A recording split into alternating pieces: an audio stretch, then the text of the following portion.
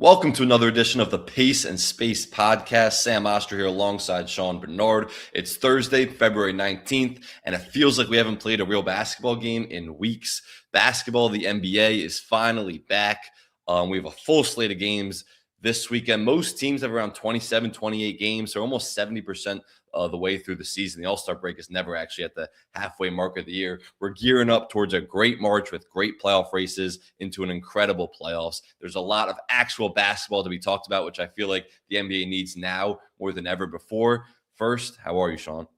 Doing well, Sam Oshtry. That I'm happy to be buckled up for the second half of the year, as you mentioned. Really, like the 1/3 of the year mark left, or whatever you want to call it there. But nonetheless, you're spot on about. I just need hoops to happen, man. I'm getting in my own head. We're having all these conversations about tanking and things that don't mean anything at this stage of the game. Let's get the action to the on-court product, and luckily tonight we'll tip off with a full slate once again. If I have to read another story about tanking and how we should abolish the draft, I'm actually going to lose my mind, and I may just stop following the NBA. If that happens.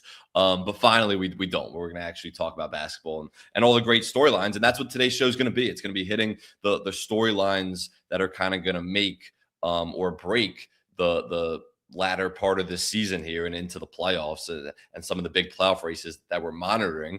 And that's how we're going to kind of let this show flow. So we each came with our top 5 storylines. We're going to hit on those storylines. But before we do, there was some interesting news yesterday where on our show on Tuesday, we were talking about some of the Sixers minor moves during the All-Star break where they signed Campaign over from Serbia and they signed Jabari Walker to a standard contract, converting him off that two-way. And I was saying, we were talking about these moves, which aren't really going to move the needle, but definitely transactions nonetheless. And I was saying, nobody's talking about Joel Embiid missed the last 2 games before the All-Star break and his health. And you said verbatim, if he doesn't play on Thursday after missing for a whole week, we're going to have problems. And then yesterday was announced Joel Embiid is out against the Hawks Thursday night. Tonight is that game, 7 o'clock tip, because of the right knee soreness, which is still bothering him, and a shin issue now. So what were your initial reactions when you heard that Joel Embiid news? I'll be honest, my initial reaction is I did not really buy what they're selling about this being a shin issue, is my initial read for that here. I do think the Sixers organization has unfortunately given up the benefit of the doubt a little bit to this stage of the game, that whenever my spidey senses feel like they're tingling, they're typically right in that regard. And this is one of those situations here. I think it would have been naive if we expected Joel Embiid to get through the entire season without any sort of hiccup, without any sort of issue. I know he missed a couple weeks early on with a similar style to this knee issue.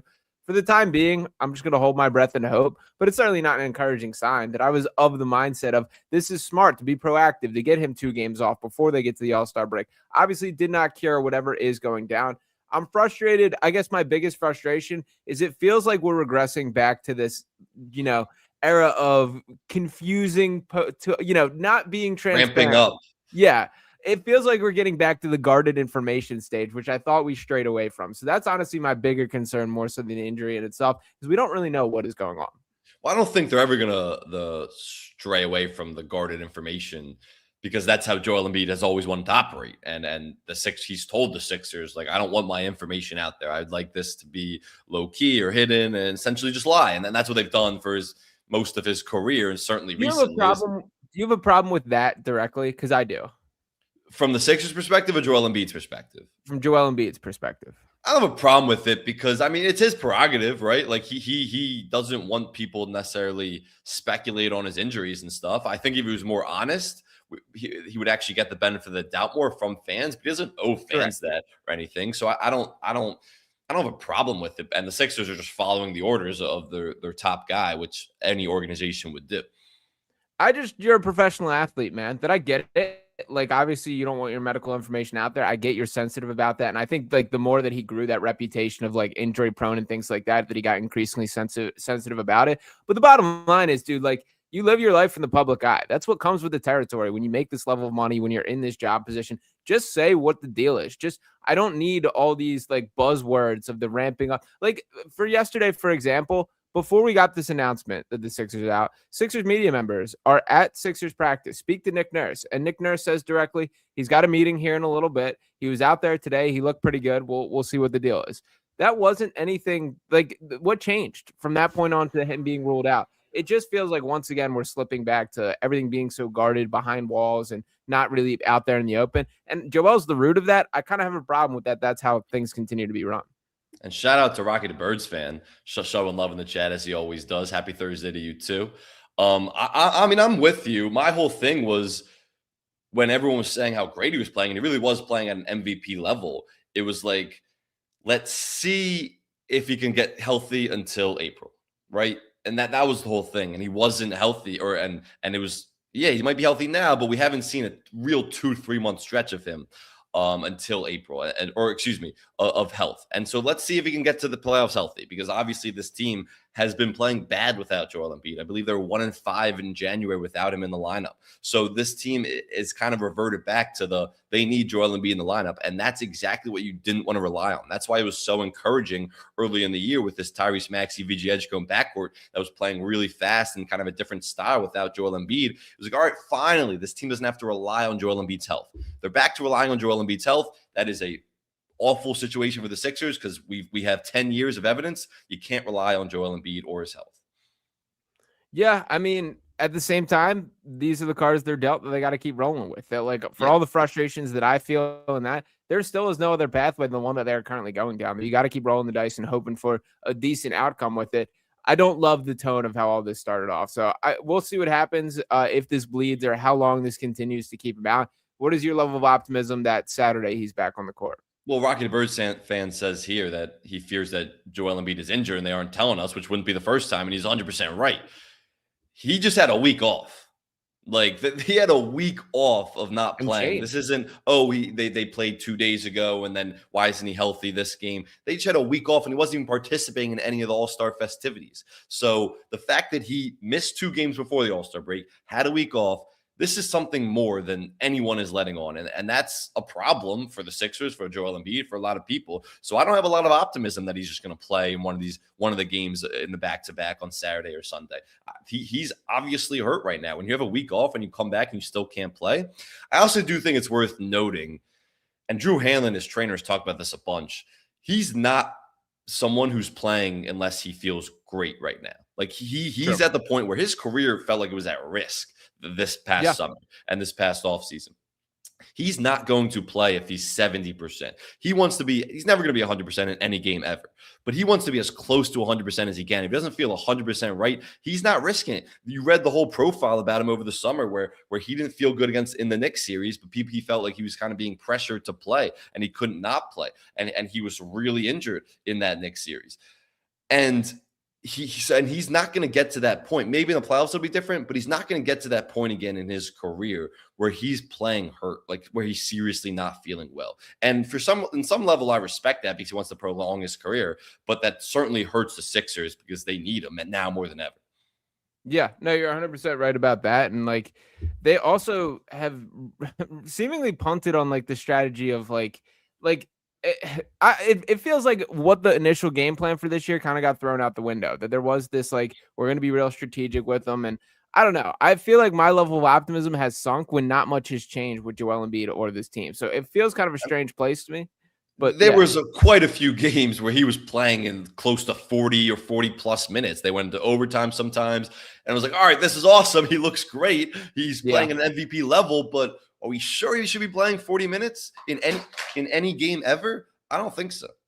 Yeah, probably not. Leading the team, he should never be playing more minutes than Tyrese Maxey. And Tyrese Maxey himself playing too many minutes at the same time there. So I don't know. It is strange. There. I had to pick it up. Not exactly how I wanted the second half of the season to kick off, but still plenty more exciting things. Before we dive real quick into the NBA waters, I do have one take that I did got to get on my chest. I didn't prep you for this whatsoever. It's not NBA related? It sort of is. Okay. I'm out on Darryn Peterson. I'm out completely. I'm not drafting him first overall. I can't do it. I last night was the final straw for me. That he's an unbelievable talent. I'm not going to argue about how polished he is as a prospect. I watched the dude pour in his 22nd point with 2 minutes in the second half, immediately turned to Bill Self, said, "Get me out of here." I can't figure out what the deal is, but there's now too much. This is extending. This is too loud. If the dude is wired that he can just take himself out of games like that, that's not a dude that I'm building my franchise around. Last night was weird. It was weird again. And It's not like we know of a health thing. I know the hamstring thing is maybe lingering, but we don't really know of a health issue. The last game he missed was to illness. Was that it was a big Arizona game, I believe it was. He missed Yeah. because of illness. So we don't know of any real health issue. And now here's where it's problematic for me because it's been weird all season. There's a lot we obviously don't know. But your coach isn't even defending you anymore. Your coach, Bill Self, went on in the post game was like pretty much saying, this is weird too. I don't know what's going on. Yeah. If your coach is supposed to protect you no matter what, your coach should lie to the media to protect the player. We see that all the time, which is why you can't believe these guys a lot of the time. But your coach isn't even protecting you anymore. So you're right. It's really weird. The talent is so unbelievable where it shouldn't even be a question. Whoever gets the number one pick, it should not be a question. Darryn Peterson is the surefire player.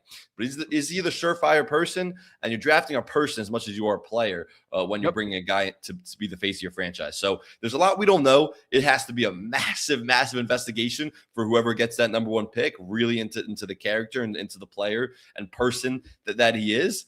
But the talent is just so overwhelming where he deserves the benefit of the doubt until we find out some more details. I don't think he does at this point, Sam Oshtry, because I watch a guy like AJ DeBansta who has the exact same circumstances that is not quite who Peterson is as a polished talent, but he's not far off. He's in that same ballpark. Cam Boozer in that same, Caleb Wilson, I would throw it in that same category. I think he's earned that, although he's now got a real deal injury. And by the way, Caleb Wilson out there with a cast on his left wrist and is shooting jump shots and warm-ups here if you want to see how that dude is wired.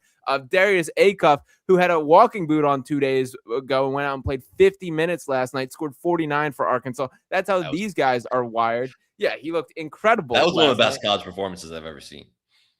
Ridiculous. Shout out to him. I will say the takes for him getting a little out of control. People calling him the best guard that Calipari has ever coached. Like, relax on that conversation there. But nonetheless, he is a stud. I don't want to be dragging. That's the thing.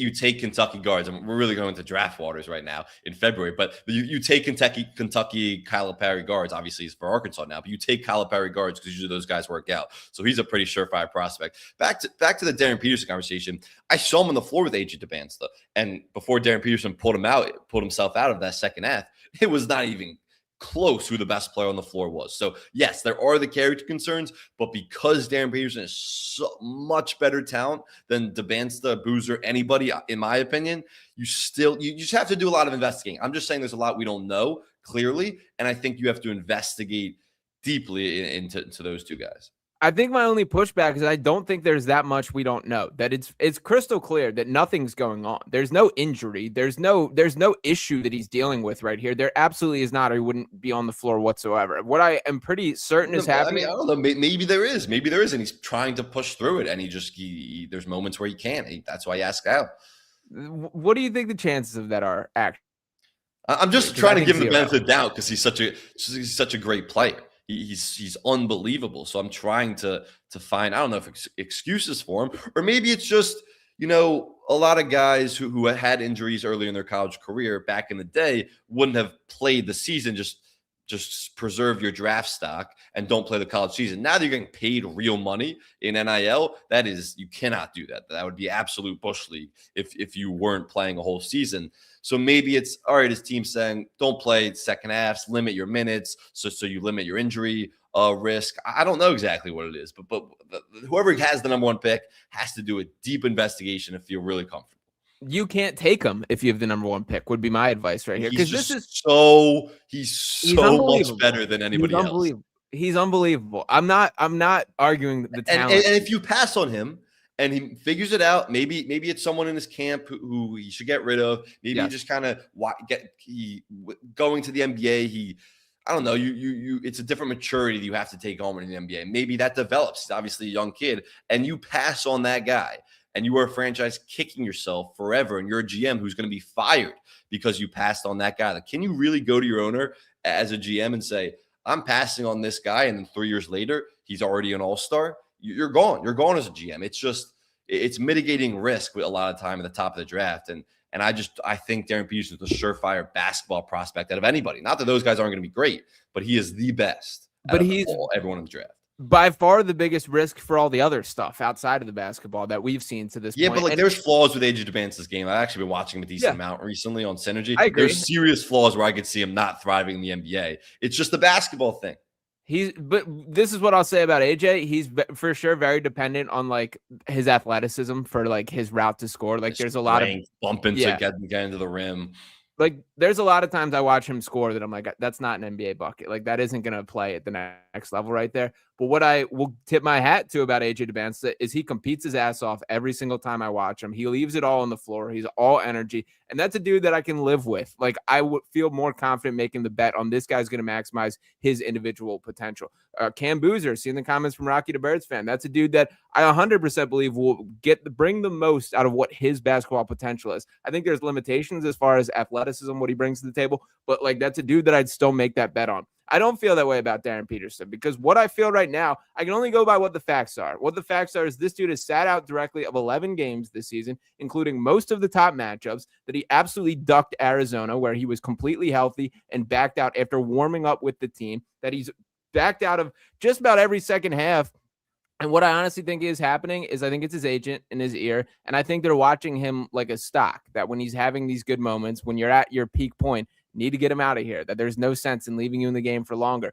I think they want to juice the per 36 and the per 75 numbers so they can spit these out to pro teams and make the case that he's this ridiculous talent, because he is. But all I would push back on is, dude, if you're this good, and I believe you're this good, just go hoop and let the chips fall where they may, man. Like it's now reached a point where this is a problem in my mind. And last night, for whatever reason, was the breaking point. When he immediately hit that shot and turned to Bill Self and said, "Get me out of here." That to me, that moment directly was one where I was like, I just don't think this kid is built for it. When your coach isn't protecting you, that's when it's an issue. And your coach is saying, like, I don't even know what's going on. And your coach is supposed to protect the player no matter what and lie to the media. That's part of the role there. To be fair, he has all year to this point. That Bill Self. I know that's why last night was concerning for sure. I don't know. We'll learn a lot in the Big 12 tournament, the NCAA tournament, about kind of what he's built like on that stage, whether he's asking out in those moments. That would be really concerning. But we'll see. I mean, there's a lot of time between now and the draft, and a lot of time left in college basketball season. But this was not on the rundown for today's show. Hit me with a little curveball. But let's get back to it. So we're gonna hit on the top storylines coming out of the All-Star break for the latter part of this season. And I'll start with mine. We can just play back and forth off each other. My biggest storyline coming out of the All-Star break is Jason Tatum's return and what that means for the Celtics and what that means for the East. And I would have been shocked at the start of the season. I said, this guy is not returning. It's too risky that soon after an Achilles injury. The only guy we've really seen recently come back that soon was Kobe. And obviously it didn't work out for Kobe, but he was already at the very end of his career. He came back within like 8-9 months. And that's about the timeline we're going to see for Jason Tatum, maybe 9-10 months around that, which is really soon for an Achilles injury. You heard Rodgers being floated, like, all right, maybe he can come back when he tore his Achilles the next season. It's just really soon. And I'm not saying it's a risky move. I'm not the doctors. If the doctors tell him you're 100% healthy, he's going to go out there. There's also a mental hurdle that you have to clear more than a physical hurdle. So he's starting to practice and do 5-on-5 with the main Red Claws, the Celtics G League team. And it feels like he's coming back over the next couple of weeks. So when do you think he's going to be back, number one? And how does that change the Celtics? I think we'd probably get him for like the final 15-ish games of the regular season to kind of. You know, there are a lot of people out there. Sorry to cut you off, but there are a lot of people out there floating the idea that March 1st will be his return date because that they're playing Celtics against the Sixers, and that game was originally scheduled as a nationally televised game. It got moved to the Sunday night basketball game on NBC. I did see that, and I will say there were some whispers of that from my good people at DraftKings Network, if that could be the reason for it. So I have seen that theory right there. I mean, you should certainly not make any decision based on the TV schedule or anything like that from Jason Tatum. My rough estimate would like 15 games would be kind of what I'm shooting for from the Celtics. So however that aligns with things, you got to respond to what his body's looking like there. But I do think he's 100% coming back. But I've been on this since this summer, Sam Oshtry. You've heard me stand up here and predict the Celtics to win the Eastern Conference coming into the year for this very reason. This team went for it at the deadline. They brought in Nikola Vucevic. They brought in a different style of big man. Jaylen Brown has elevated to a true 1A caliber of star, a guy that deserves to be in the MVP conversation. And what I think is most notable with Jason Tatum is you're right. He has to get over the mental hurdle. You're right that he probably won't be Jason Tatum from day one, but I don't think he needs to be for this team to be functional and successful. That I think there is a world where he can be a very high-level role player on this Celtics team that does the little things, rebounds at a high level, makes the right pass, hits open three-pointers, and that provides some significant value to the Celtics team. So Tatum kind of is that rare category of star where he's not a disruptor when you plug and play him into a team. I do think he can fit into the vision for the way that they build out the season, and I wouldn't sleep on the Celtics in a postseason set. Yeah, it completely changes the dynamic of the East because the East is wide open. Here's some of the concerns. First off, the Celtics kind of changed their identity in a lot of ways. They're still a team that shoots a ton of threes, and they're just going to be a volume three-point shooting team. But they've changed the way where they've really dominated the possession battle more than anything recently. And they're doing that two ways. Number one, by not turning the ball over. Second best turnover rate in the league behind the Thunder.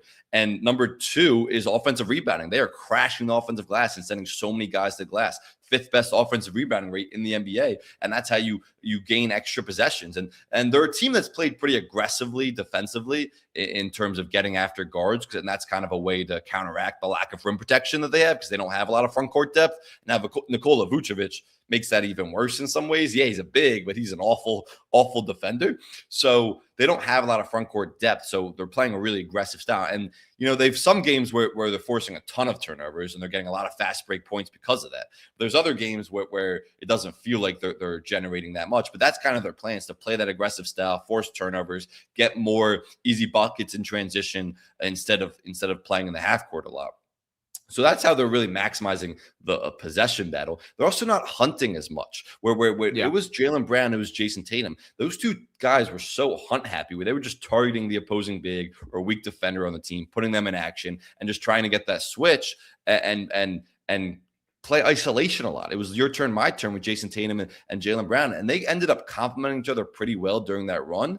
But it still wasn't always pretty, I would say. And it certainly wasn't pretty last year, even after winning that title. It's not like they had fixed everything against the Knicks. They really struggled in that series where they were going to lose whether Tatum was healthy or not. So now it's you insert Jason Tatum back into the lineup. This is Jaylen Brown's team. He's elevated into a top 5 player in the league. His usage rate is usually around like 27, 28 throughout his career.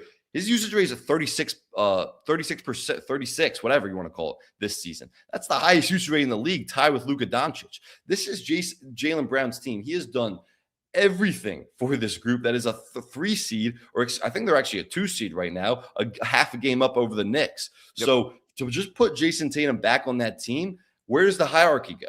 And I think Jason Tatum would understand for this season at the very least that this is not my team. I'm going to have to play more of a spot up role. And, that's probably good for him in a lot of ways because it'll take a while for him to get comfortable both physically and mentally. But it changes a lot about the DNA of this team when you have Jaylen Brown playing at the level he is. And, just because they won a championship together doesn't mean that these guys are best friends and everything's fixed and the relationship can never teeter again. There was a lot of reports before they won that title whether these guys have to be split up. And some of those were probably overblown, but usually where there's smoke, there's fire. And then Jaylen Brown wins both conference finals MVP and finals MVP. And it's like, is he the best player on this team? I always thought it was Jason Tatum, but it's a real conversation now that Jaylen Brown's elevated to a whole new tier. So I think it's not going to be some smooth transition when he comes back. But that's why if you are Jason Tatum and you are coming back and you're apparently healthy, you want to come back sooner than later so you can have a full month or so before the postseason to kind of figure some quirks out and get your legs and your body and your mind right. Yeah, I think those are all totally fair concerns. I do think Tatum falls in like a unique category where like this isn't going to be as much of a problem as it would be for your general 1A star here. That especially given the circumstances with him coming back from injury, with all these factors, the fact that he's done it, that he's got a ring on his finger already, I think he's going to be able to buy in. And I also think from a basketball sense, I think they're going to roll with Jason Tatum playing some legitimate 5. That they're going to play pure 5-out basketball. That's going to cause some issues. Like, yeah, I think that's going to be a really appealing look when you're matching up. They did that 2 years ago or whenever he was last playing. They would play him with the 5 a bunch, and they had a whole lot of centers until they got that center depth with Kristaps and Al Horford and everyone. They were playing with the 5 a bunch. Yeah, so I think we're going to see the return of that big time. But yeah, I've believed in the Celtics team. I think Joe Mazzulla and shout out to Rocky DeVert's fan to make sure we do not forget about my boy Nehemias Queta, who's still going to be a problem, man. Like he's still going to be definitely in the rotation. He'll be a huge part. Yeah, I think he'll still be like a 20-minute per game type guy, and will provide high levels of impact with that. So I like the Celtics love. I'm going to go a bit of a different direction in my next Let's hear it. storyline that I do monitor here. I'm going to the Western Conference and a team that we have not talked about a ton. The Portland Trailblazers sitting in the 9th seed. They got a 27-29 record. Denny Advia has absolutely taken that leap. A true all-star, earned it. I think it's pretty cool having Damian Lillard just kind of around the organization. There's no expectation that he's going to play this year. In fact, it's pretty certain that he won't, nor should he. But I do think that he's going to be back on the floor next year, and that's going to be kind of a moment where all of a sudden this team is in the mix a little bit. I've been encouraged by what I've seen from guys like Shaedon Sharpe. Even Scoot Henderson showing a little bit of a pulse right there. Tumani Kamara has settled in. He really fought through a really tough shooting stretch and has settled into having a solid year. Donovan Clingan just absolutely looks the part of a guy who's going to be a 12-year NBA veteran at the big man position right here. There's talent on this team. I like the way they play together. And when you factor in like how the season started with the whole Chauncey Billups scandal and everything sort of being thrown out of whack just a couple days in the season, I think it was like right after opening night is when this happened here. This team has got the train on the tracks. I do think they're going to be a tough out from like a playing perspective. And I do think that this year is going to be like a huge launching point into something. So I think the Trailblazers have been a team that's very much flown under the radar. They've kind of caught my attention. I kind of want a team I want to keep my eye on for the second half. So I want to give Portland a little love here. Also, a guy who's returned and played pretty well, Scoot Henderson. He missed Yeah. the whole missed more than half of the season, came back right before the All-Star break, had really 3 really good games. And that's a new guy you're throwing into the equation. It's part of that young core you expect to build with. So, I mean, they're a really interesting story for sure. I hope, and they're going, while a lot of teams are tanking going the other direction, they're continuing to build, and they have a guy in Denny Avdia who's just, his evolution as a player has been so fun to watch. And I'm not even getting the Spike Lee stuff. Let's just forget that. Let's leave that alone, even though it was on my mind. I was about to go there for a second. I will say, like, and this is basketball point. Like, I think he's pretty compatible with all their young guys too. Like, I see stylistically the way that it's going to work of him being like the downhill attacker and kick out stuff. So I like what they're building there. But he's doubled his assist, and that's part of that is how much he's had the ball. His usage rate is at a career high, but he's getting down. He's always been a really good downhill driver. Put your head down, get to the free throw line. He's top 5 in the league in free throws attempt per game. But he's always been a good downhill driver, but his shooting especially his shooting off the bounce, where he commands so much defensive attention. These are hard looks, and his volume has increased tremendously, but his efficiency has pretty much stayed the same. And he's become a much better shooter over the years, which has been really impressive, especially off the bounce. And that creates so much more downhill driving for him when you have to guard him as a shooter. And then, of course, when you get 2 feet in the lane, collapse defense, it's easy to become a playmaker. But I thought his passing has improved quite a bit.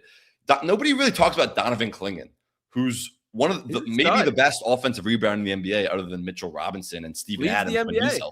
Leads the NBA in offensive rebounds.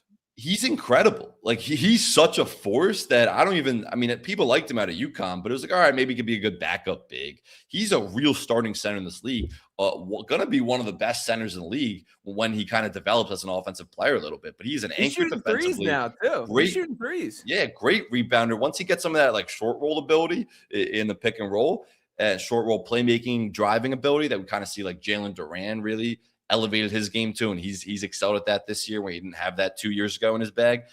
Donovan Clingan's going to be an awesome player too. So they have a great young core, and it starts with Denny. All their success this year is really because of Denny, but this is a fun team.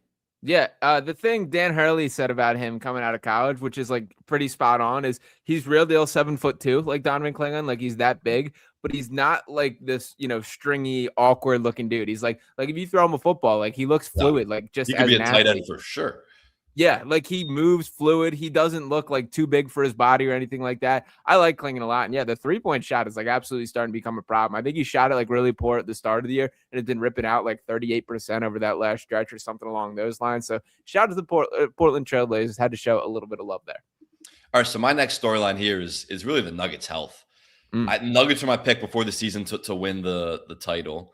I'm standing by that, but I think the Thunder are very vulnerable.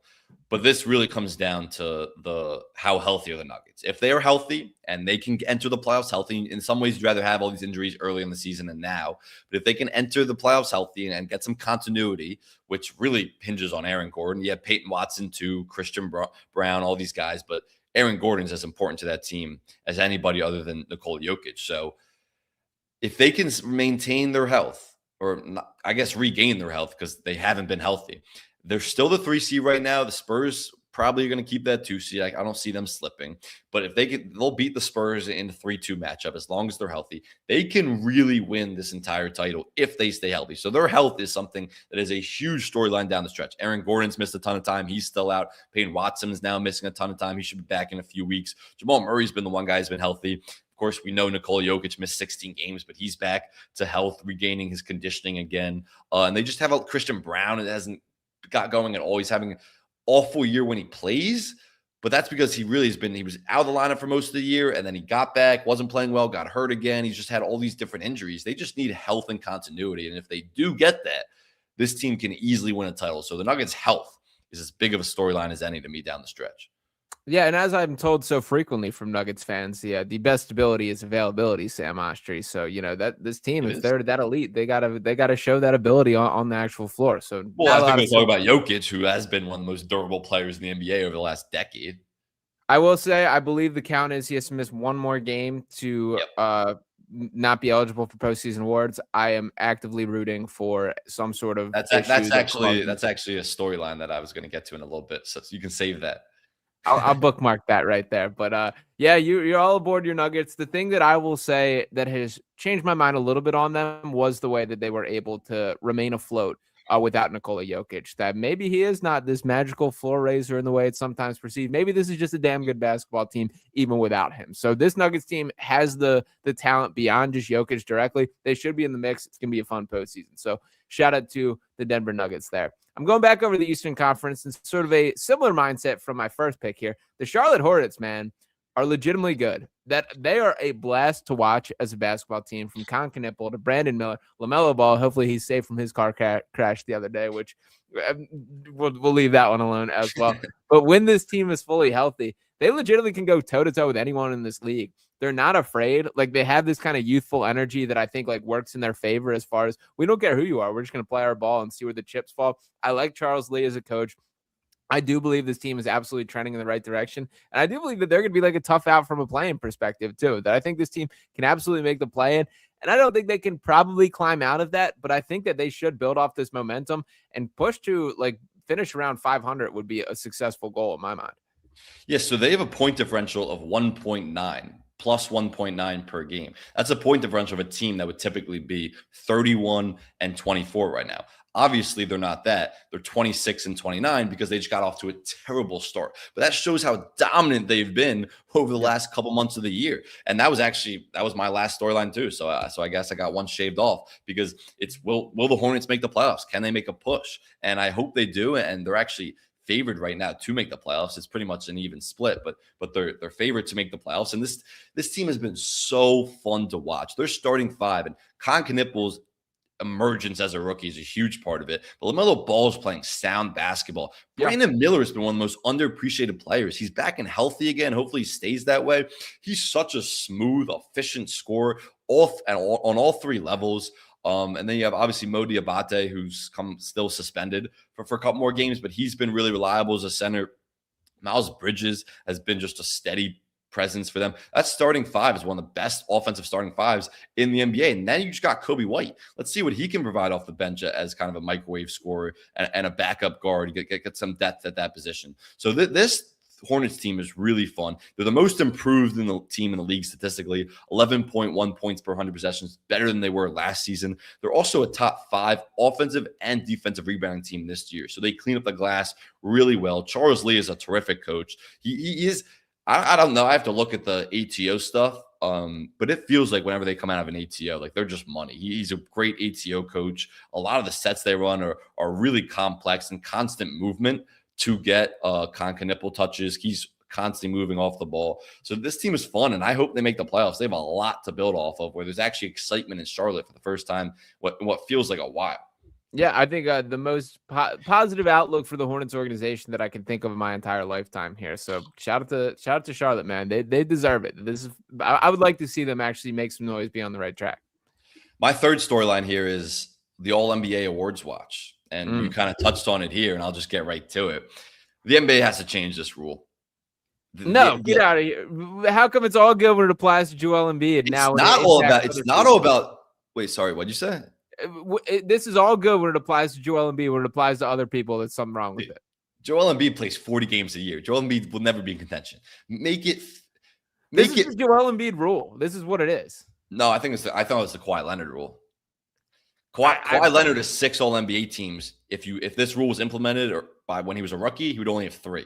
This was the Kawhi Leonard rule. It's really a rule to prevent load management, and Kawhi Leonard was the king and the catalyst in a lot of ways for load management. Those Spurs teams were too, when Pop would sit Tim Duncan, Tony Parker, Manu, and all those guys for nationally televised games because he didn't care. But so they were the star of load management in a lot of ways, and Kawhi was a big part of it. But this is a rule that tried to address load management, but it's just gone. And I like the idea of it, but it's gone too far. 65 games is too much. When you look at some of the guys who are at stake of missing All-NBA, obviously Jokic is. Giannis and LeBron already haven't qualified. Jokic couldn't miss it. Luka has around 6 more games. He might miss it.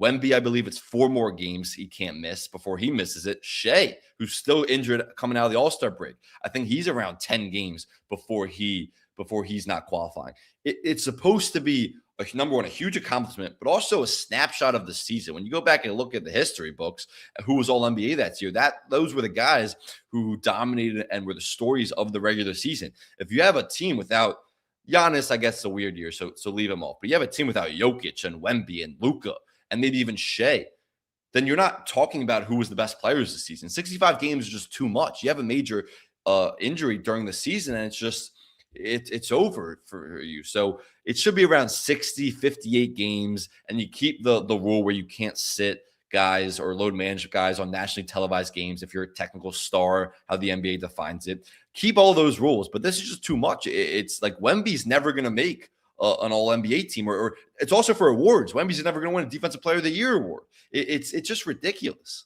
I mean, I thought the entire rule was ridiculous, that I think it should be open to interpretation, that if I believe what Victor Wembanyama brought in 50 games, whatever he plays, was more impressive than whoever the other candidates are for Defensive Player of the Year, then he should still earn it. That I think that should be up to the voters' discretion there. But what I will say, and this is directly at all the Matt Moores and Andy Baileys and all the other Nuggets nutheads who watch basketball through a calculator, I have zero sympathy if Nikola Jokic is ineligible for this award. If he plays 64 games and there is a whole, just absolute nonsense about how this is garbage that he's, not eligible, I don't want to hear it whatsoever, because this rule was directly made against Joel Embiid. I don't agree with that. It was not made directly against Joel Embiid. It was mostly Kawhi Leonard. You don't think Joel Embiid was the poster boy for the 65 game award?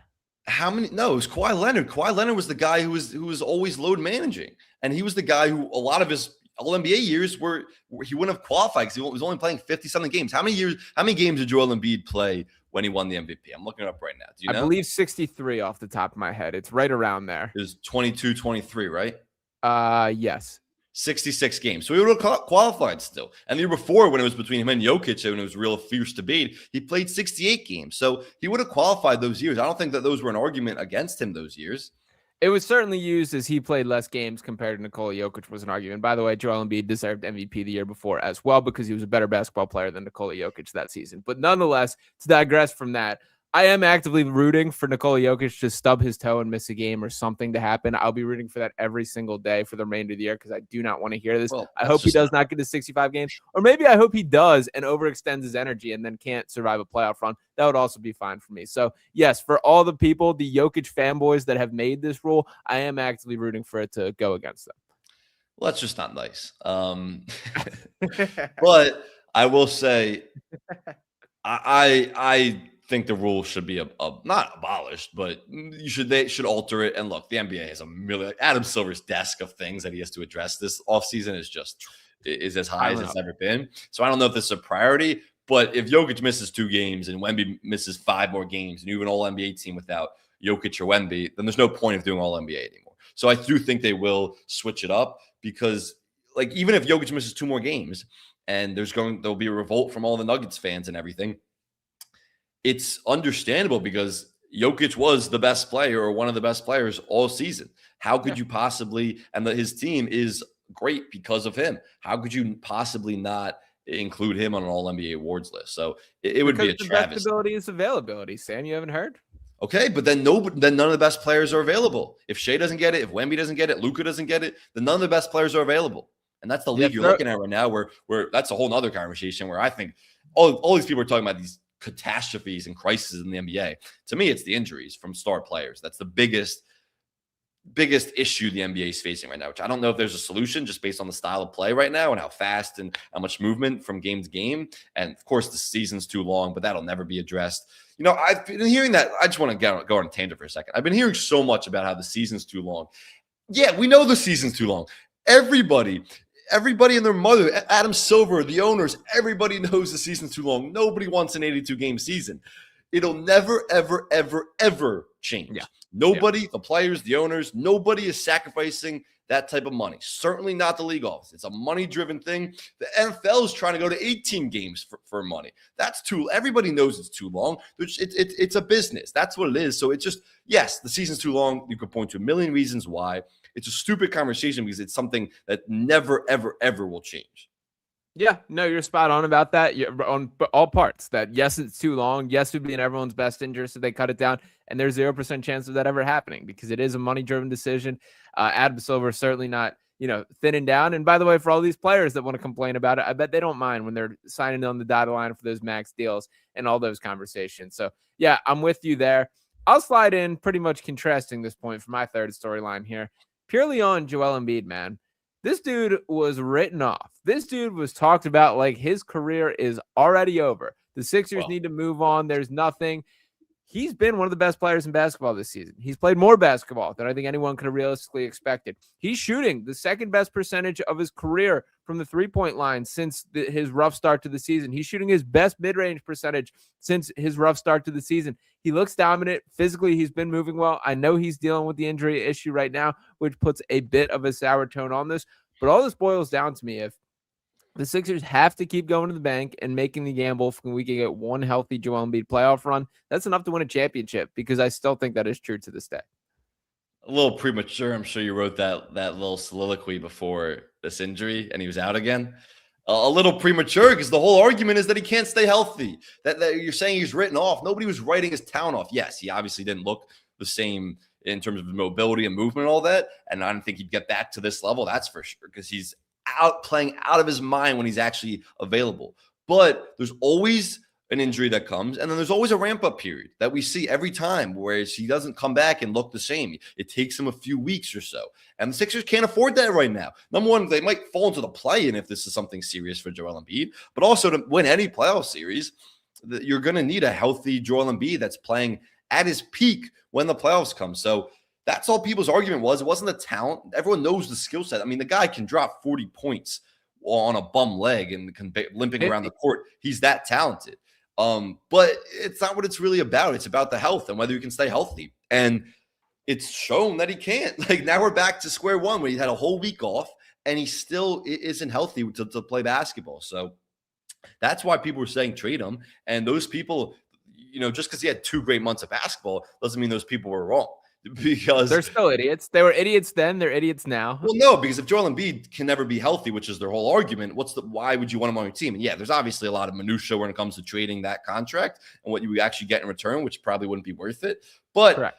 The idea of trading Joel Embiid isn't a stupid one, because the whole point is he can't stay healthy. And no matter how good he is for a couple months stretch, doesn't matter, because he can't stay healthy. And this is the more important point. Your team your play style has to kind of accommodate Joel Embiid when he's playing at the level he's playing at. And that's why the Sixers have been really bad without him over January, this 1-5 stretch when he didn't play. That's because the play style has to be this slower version. Think about earlier in the season. I'm interested in your thoughts on this, but think about earlier in the season. Tyrese Maxey and VJ Edgecombe were coming out on fire, playing out of their minds. It was this fast-paced version of basketball they were playing with a really exciting backcourt where they were just playing with a lot of pace, so athletic, outrunning guys because of how athletic that backcourt was. And then Joel Embiid's in and out of the lineup, and they're still not accommodating Joel Embiid. They're still playing their version of basketball more. And you're like, all right, this is what you want as a Sixers fan. You don't want to have to rely on an unhealthy player in Joel Embiid because you have this great backcourt. And there's a lot of reasons for why that's dissipated a lot. Tyrese Maxey and VJ Osgood played a ton of minutes. Those guys ran out of gas before the All-Star break in a lot of ways. So that doesn't help. But also, Joel Embiid started playing out of his mind where everything has to revolve around Joel Embiid again. He has to get these touches in the top of the key, mid-post. You're going to play a naturally slower style of basketball when Joel Embiid's on the court because that just fits his play style. So then when he's out, it's hard to just revert back to that immediately. And that's why, to me, they struggled a lot without him. And I think they're going to continue to struggle without him because it's a different play style when he's there and when he's not. And it's hard you can't have your play style revolve around a guy who's unreliable from an availability perspective. And that's why they're back at square one. And that's why it just feels like another Joel Embiid injured Sixers season. Well, I mean, I think they struggle without him because he's one of the 15 best players in basketball. When you don't have that, all of a sudden your outlook shifts. But they were much better with him at the start of the season. That's the point. So I guess to your point about pace, like it's certainly somewhat valid, but my honest sense of why I think that happened is it felt such a clear, concentrated effort from opposing teams that whenever they played the Sixers and when Joel Embiid was on the floor, we're going to run and gun. We're going to beat him down the floor, especially in the early parts of the year where he was not getting up and down the floor. That kind of turned into the game playing at this fast style of pace. I don't think it was as much what the Sixers did as more of them responding to when it was all this transition game. But even when Joel Embiid wasn't in the lineup, that's how the Sixers were playing because you want to play to your backcourt strengths, and that's what they were doing. And those guys are so fast and quick and athletic. So I thought it was even when Joel Embiid was out of lineup, from what I saw, that the Sixers were the ones implementing that fast-paced style. Yeah, it's true teams want to run on Joel Embiid too, but when Joel Embiid was out of the lineup, the Sixers were trying to implement that too. I also would make a point here. Do you look at the pace rating on NBA.com or Basketball Reference or either of those? Yeah, it's very misleading. It does not match my eye test whatsoever and hasn't all season. Like I believe the Heat are still first in the league, which they play a relatively up-tempo pace, but it's certainly not a team that like when I watch them, I'm like, the Pacers didn't even have the fastest pace in the league last season, according to that metric.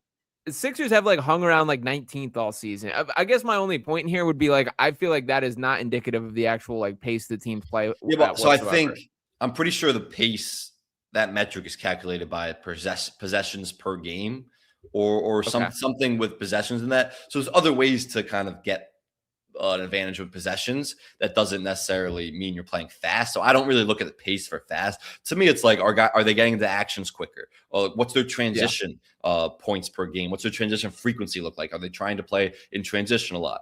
Are they getting to actions quicker? Are they crossing half court quicker than other teams? Those are kind of some of the things I look at when I can see pace. And some things you can look at those metrics wise, but a lot of times it's just like an eye test thing to me. Yeah, I think I'll just add that to my thesis of how every single advanced number is incredibly flawed. But that's another example of that of mine. I don't know about every single one, but I mean, all the VORP and the LeBron and all those kind of things. None of those actually make sense. I don't think any of them actually apply. I disagree. They were invented for a reason by people, really smart basketball people, and the best teams, the best front offices use them. The best front offices use them as tools to evaluate players and build teams, and they've been really successful at doing that. I calculator boys. I'm going to keep them in that category there. I am beginning to this charge again. I think I've kind of stepped away from this pedestal a little bit. I'm back on these advanced analytics are ruining basketball, man. It's just are. Talk to me about some hoop. Talk to me about some actual. I mean, they're not ruining basketball. I mean, if you want to say the play style has changed because the 3-point evolution has taken place and teams are shooting an absurd amount of threes, and that is because of analytics, but it's also just like whatever. You can use the word analytics. It's some buzzword. People love it or people hate it. It's also just math. It's just basic math of how much more valuable it is to be shooting threes at a higher rate and making threes at a higher rate if you shoot a lot of them. So I don't subscribe to this like anti-analytics thing. I've been pro analytics. I think it's a really useful tool to kind of you watch with your eyes, see what's going on, and then with your eyes you can kind of learn stories and through analytics it tells you, are your eyes lying to yourself? Are they deceiving you? Are they off? Are they confirming what you're seeing? And I think both. I think if you're just analytics or just your eyes, you're doing it wrong. But the analytics are a really useful tool, and there's a reason why teams have adopted them and gone full force into them. And that's how they build some of these great teams. The Warriors were built on analytics. All-time great. I agree. I agree that there's a place for both, but I guess to rephrase my point is analytics are ruining the lens in which we view basketball. I do feel strongly about that. I just don't need to hear all these numbers that, don't match what my eyes are seeing on the actual court. I trust my eyes over numbers, and I'm going to continue feeling that way. All right, what's your next storyline? My next storyline, I'm keeping in the Eastern Conference. I am going with the Cleveland Cavaliers right here. That I pretty much banged the table right here arguing with you, Sam Oshtry, about how I did feel that this core had tapped out its potential, that I did not see a pathway to Darius Garland, Donovan Mitchell, Jared Allen, and Evan Mobley making any sort of postseason noise. Well, nothing says, how can I get over the playoff hump, but bring in James Harden right there. And that's exactly the direction that this Cavaliers did go. Now, obviously, he has his postseason flaws. He has the demons, a situation in which he has not shown up. But I do think it kind of makes sense for what this basketball team needs. Donovan Mitchell's a killer, man. Donovan Mitchell can be the 1A guy that takes over in those big moments. Harden's got to be the guy to put up the stats to kind of drive them to that point. And I do think there's a world where it can work out in their favor. So I'm not saying that I'm betting on the Cleveland Cavaliers to win the Eastern Conference. It's rare that a move this seismic midseason has that level of immediate payoff right here, but I applaud the attempt from Cleveland. They had to do something. They did do something, and James Harden's still a better option, still performing at a very high level at this stage of his career. So I'm very intrigued by what the second half of the season is going to look like. That was also mine. So I'm out of storylines because that was also mine. And it was just really how high can the Cavs climb with Harden and how he fits in. And a couple games that we've seen so far fits in seamlessly. Everyone's like, oh, Harden, he's going to dominate the ball, and he's just dribbles so much, and he doesn't move off the ball and all these things. And that was really the old Harden. The new Harden isn't some guy who's so ball dominant as a scorer. He's a one of the best pick and roll playmakers in the league. His court vision, his court mapping is so impressive, and he's really elevated his game and really transformed his game, where he's not some isolation scorer who takes a million dribbles and step back threes all the time. He is such a great pick and roll playmaker, and yeah, he doesn't move off the ball. Like, it's not like we see him move off the ball. Yeah, he doesn't at all, but he's capable of playing off the ball because he can be a spot up shooter. So when it's Donovan Mitchell's time to turn or time to cook, he can play off the ball, and he's comfortable with that, and he can drill spot up threes. Actually, it's one of those things that's interesting where it is throughout his career, his off the dribble numbers have been better or as good as his catch and shoot numbers, which is really rare. But when you have a guy who shoots that much off the dribble, and that's kind of what they're used to, I guess that can happen. But he is a good catch and shoot shooter, player, whatever you want to say. So yeah. I still no, he is. I mean, he can drill, catch and shoot three. He's not like great at attacking closeouts and all that. More he's just unwilling. He's still an unwilling catch and shooter. I don't like those clips where, like, 3 years ago, whatever, where I think it was the Sixers, better. Whatever. Was that the Sixers where he was catching and he was uncomfortable? I think he's gotten much better over the last couple of years with the Clippers, because he has had to play off the ball, and he's played with Paul George and Kawhi Leonard, and he's had no choice but to kind of develop that part of his game. He doesn't move off the ball, so I don't want to say he's an off-ball mover, but he is a better off-ball player. And so that's the point, is that he's willing to take on that role, but he's also an unbelievable pick-and-roll playmaker. I mean, they can run guard-to-guard screens with Donovan Mitchell as the screener and James Harden as the pick-and-roll ball handler. And then what he can do it for a big Evan Mobley, Jared Allen. You've even seen it from Jared Allen in the small sample size, how the position he puts those guys in when those guys are setting ball screens for James Harden. So he's become one of the best passers, playmakers in the NBA, where he's not some ball dominant guy. So I think he's going to fit in seamlessly. And defensively is a whole other thing, because that was a big problem with Donovan Mitchell and Darius Garland. It was a really small backcourt that they had questions about, and teams would just attack and would be bullied and out physically matched throughout the postseason. James Harden isn't some great defender. He's definitely better than he was at the peak of his Rockets days. I'm not going to say he's a good defender, but he's a bigger defender. So you can't attack him. You can't design these post-ups for him like you would see teams do against Darius Garland. You can't target him the way you would Darius Garland, because he's a bigger defender. You're still going to see teams go at him because he's the weak link defensively. But I still think the defense and that backcourt defensively, the perimeter point of attack defense, is going to be so much better than what we've seen with Darius Garland. So they could climb as high to like the 2 seed. I think this team is going to have a really great end of the season run. And nobody trusts James Harden in the playoffs, and that's for a good reason. There's a lot of evidence to say you shouldn't trust him, but it's a wide open East. And, if you keep putting yourself in position to be there, eventually you might break through. So maybe this is the year Harden breaks through. But the Cavs are a really interesting team to me down the stretch of this year. Yeah, I'm intrigued by them. I will note you do have to dribble the ball quite a bit to run pick and roll. Just to counter your point a little bit about Yeah, the but ball you know dominant. what I mean. When you I think do. of James Harden in his MVP years, he's taking a million dribbles and these step back threes, not even looking to pass the ball. That's what I Yeah. mean by over dribbling the rock. Yeah, I mean, he's a basketball savant, to be honest. That it's rare that you can find guys that are that caliber of scorer and that caliber of passer in the level that he has. I believe there's 7 guys in NBA history that have led the league in both scoring and assist, and Harden has done each multiple times, which is impressive stuff right there. I'm intrigued by this Cavaliers team. I still think they have holes, and I still think the larger point of when you make this seismic of a change midseason is kind of difficult to have immediate returns, but I still applaud the attempt, and you can't count them out in this Eastern Conference. You said you were out of your storylines here. Yeah, I'm out. So what do you? I guess you got one left because I had the I'll Hornets throw. and Cavs. Yeah, I want to throw just a couple teams at you and hear kind of your takeaway. First, I kind of want to run a Detroit Pistons victory lap here, as I've been, hyping this team up for a solid 2 years to this point. That I'm a Cade Cunningham believer. I'm a Detroit Pistons believer. That team is the best winning percentage in all of basketball. They are going to be an absolute terror to face in the postseason. That's a team that would swallow up the Sixers just from a physicality standpoint, the way that they have an identity. This Pistons team is legit good, man. This is a year that I think they could take that ultimate leap. This is their timeline. Like, this is the appropriate. They got their postseason seasoning last year when they were bounced by the Knicks in 6 games, a really competitive 6 games. I think this could be the year that they ultimately make that leap and could win the East. What is your thoughts on that? I, they're so physically tough, like Yeah, unbelievably physically tough. Where I think it can drag them to the Eastern Conference Championship and to the NBA Finals. I'm still worried about them offensively. Second best defense in the league. That's consistent with what they were last year. 10th best offense in the league right now. In the 3-point shooting, they're 21st in 3-point shooting. Kevin Horter was supposed to help with that they got the trade deadline, but you can't really play him and Duncan Robinson at the same time ever. Those are two really weak links defensively. So I like this team a lot, and like sometimes talent doesn't matter as much as your physical toughness and just kind of your dog mentality throughout a playoff series. And I think identity.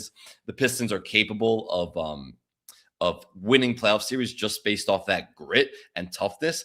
You look at the Knicks series last year, the Knicks were more talented than them, and the Knicks are more talented than them now, but they took the Knicks to 6 games last year. Their first time with that core, and a lot of those players were even playing in the playoffs. They took the Knicks to 6 games, and pretty much all of those games were really close competitive games. I mean, they locked the Knicks up. The Cade struggled in that series, and the clutch offense for the Pistons struggled in that series. But that's what you get from playoff reps. It was Cade's first playoff experience and that Yeah. team's first playoff experience. So when you get some of those more reps, you're going to be a better overall clutch offense and offense in general. So, do I think they can win 3 playoff series? Yes. Am I completely confident they will because of their offense and some of their shooting struggles?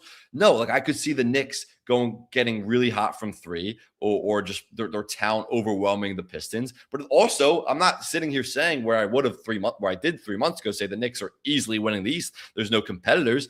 The Pistons are the more physically tough team. They're going to have home court. They might just out physically tough the Knicks. And it sounds really basic and simplistic analysis, but sometimes that's what it comes down to. That was one of the most physical playoff series I've seen last year between the Knicks and Pistons. It was awesome to watch. Sometimes that's what it comes down to. And your defense can carry you to that many playoff series wins. You look at the Thunder last year, one of the historically great defense. Their clutch offense struggled in certain moments, especially against the Nuggets in that 7-game series and against the Pacers in the NBA Finals. And their 3-point shooting was really bad for most of the playoffs. People forget that. It was their defense, and their offense was good enough in moments, but their defense is what carried them to that NBA Finals, a historically great defense. So the Pistons can carry a defense to a championship, or at least an NBA Finals. We'll see, but the Pistons are the rightful favorites right now, no question about it. It will be quite hilarious to me to watch Karl Anthony Towns in the playoff series against the Detroit Pistons. And Well, I look, think that is I will say he handled the physicality well last year. There's a lot to criticize, and people call him soft all the time. He's SD cat, this and that, whatever. It's fair. He handled that physicality pretty well last year in the playoffs. I don't think he's in the same mental place as he was last year, if I could project that. That's true. He's having an all-time bad year for him. That's true. Yeah. But my last point I want to bring up here, the Toronto Raptors have been much better than I expected would be the case this year. To me, I still think they are a very obvious win a ton of regular season games and get bounced in the first round of the playoffs. Any objections from you, Sam Oshtry? No, yeah, 100% agree. They're a fun story, and we could talk about them more over the end of part of the season. But the Raptors and Suns, they're always a couple teams in each conference like that who everybody Yep. thinks has no expectations for. Everybody thinks they're going to suck, and they overachieve. And they're really fun, great stories for the first half of the year. But when you really get down to the contenders and start thinking about playoff matchups, neither of those teams, the Suns in the West, Raptors in the East, have any chance of winning a playoff series unless they face some team that has some huge injury. So they're fun stories, but no, I don't think they'll play the playoff. They'll play in the playoffs, which is why it's really important for the Sixers to get up to that 5 seed, which doesn't look like it's going to happen. But if they could get a 4-5 matchup with the Raptors, that would be the ideal first round matchup because I worry about them in any other series. Yeah, we'll see. Not every other, but we'll see the matchup. So I would need to see a Knicks Sixers matchup, man. I need it for the postseason. I know it's not going to be an easy pathway. I do think the Sixers can win that series. The Knicks would be favored. Look, I can't pick the Sixers for anything right now until I know what Joel Embiid is come playoff time. Right now, I'd have to pick the Knicks. I'll have to see what Joel Embiid is like come playoff time, but that would be 2 years ago, that was one of the most fun playoff series I can remember. Yeah, over the last few years in the NBA, that series. And it was only 6-game series. Series doesn't always need to go 7 games to be a great series, but that was every game was incredible. The fan base's passion for each team, it was great. So I would love Knicks Sixers playoff series. Yeah, and Josh Harris will have to buy some more tickets for Wells Fargo or Xfinity Mobile Arena. Yeah, all those New York cockroaches wandering down to South Philly. Don't love that part of it right there. But what I guess your final thoughts? Any stock report on this next team? You still feel the same as you did? Yeah, They don't. They don't. That's not a look of yes. I still feel super confident. Yeah, I mean, look up when I did that whole rant about how this is the Knicks East and they're it's easily going to be their East. I'm certainly not that confident. I think the East is watered down. We'll see what Jason Tatum looks like. We'll see what the Cavs look like. I do think, Darryn Morey sat there in the press conference and said nobody in the East got better. Jason Tatum comes back to the Celtics. They get better. I certainly think that was a direct shot at James Harden. Yeah. I certainly think the Cavs got much better adding James Harden and getting rid of Darius Garland. The Pistons aren't going anywhere. So it's not as easy as the East once was. I think the Knicks are definitely the most talented team, undoubtedly. But as we've seen time and time again in the NBA, talent doesn't necessarily win you playoff series. But I'll take the Knicks to win the East still right now if you ask me, but I'm not super confident. That's for sure. I would take the field, and there's probably 4 or 5 teams that I would take over the Knicks. Yeah, I would take the field right now too, honestly. I would take the field. But if you have to give me who's going to win the East, I'd still say the Knicks. That's fair. Well, I think that's all we got for you guys today. Anything else on your mind, Sam Oshtry, before we sign off here? I think that's it. Well, we'll be live after the Sixers game tonight. Sixers wrap-up show powered by the 97.5 The Fanatic. Sean Barnard, myself, and of course Sean Brace back in the mix. So every Sixers show, every Sixers game moving forward will be live after the game, so you can catch us there. We appreciate everyone for listening, subscribing, liking Pace and Space Podcast. We'll be back next week. Boom.